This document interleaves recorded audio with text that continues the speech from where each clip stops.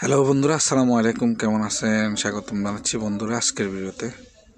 তো বন্ধুরা, আপনারা অনেকেই রিকোয়েস্ট করেন যে ডিফিউজারের মার্কিং করার দেখানোর জন্য। তো আজকে দেখেন আমরা ডিফিউজারের মার্কিং করব, আপনাদের মার্কিংটা দেখাবো। এরপরে হচ্ছে যখন গ্রিল লাগাবো ডিফিউজার, তখন আপনারা ওটাও দেখতে পাবেন। এখন মার্কিংটা কীভাবে হয় সেটা দেখেন, সেটা দেখাবো।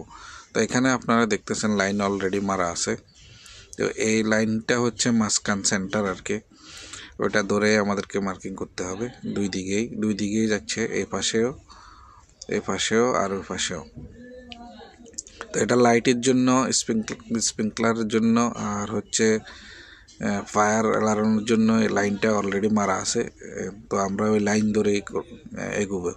তো আমাদের এখানে ডিফিউজার আসছে 150 বাই 150 ডিফিউজার।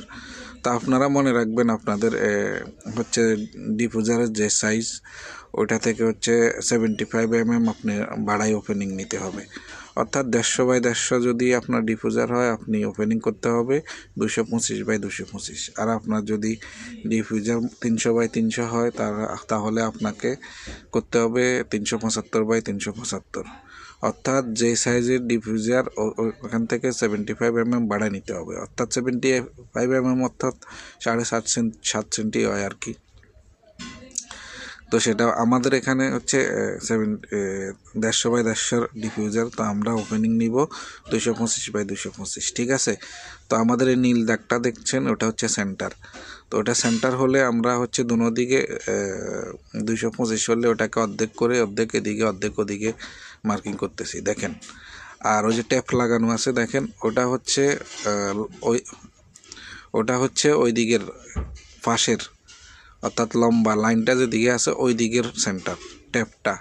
ওই যে ট্যাপে দেখেন, ট্যাপ মারি এসি লাগানো আছে ওইখানে পয়েন্টটা। তো এটা হচ্ছে ওই পয়েন্ট থেকে লাইনের দোনো পাশে হচ্ছে সেন্টার আদা আদা নিতে হবে।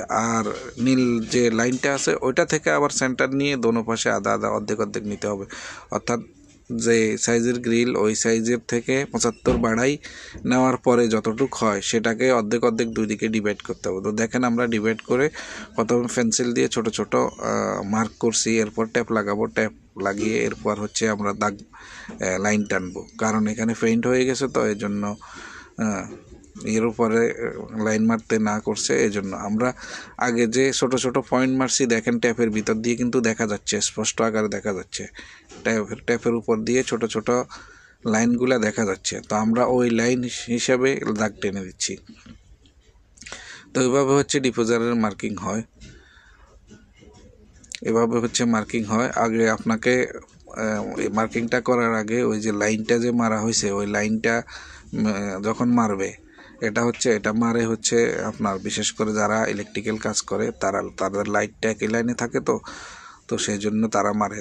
তারা যদি না মারে, তাদের আগে যদি আপনি মার্কিং করতে যান, তাহলে আপনাকে মারতে হবে ওই লাইনটা, ঠিক আছে। সেন্টার ধরে ওই লাইনটা আপনাকে মারতে হবে।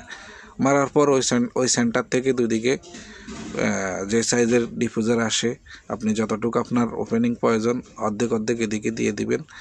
আর ওই যে মাঝখানের যে পয়েন্টটা, এটা আপনাকে ড্রয়িং দেখে ওটা মেপে নিতে হবে। ড্রয়িংয়ে মেনশন করা থাকে যে লাইট থেকে ডিফিউজারের সেন্টার কত, ওইদিকে অপর পাশে যদি ফায়ারের অ্যালার্ম থাকে ওইটা থেকে ডিফিউজারের সেন্টার কত, এগুলো মেনশন দেয়া থাকে। তো এই হিসাবে মার্কিং করবেন আপনারা।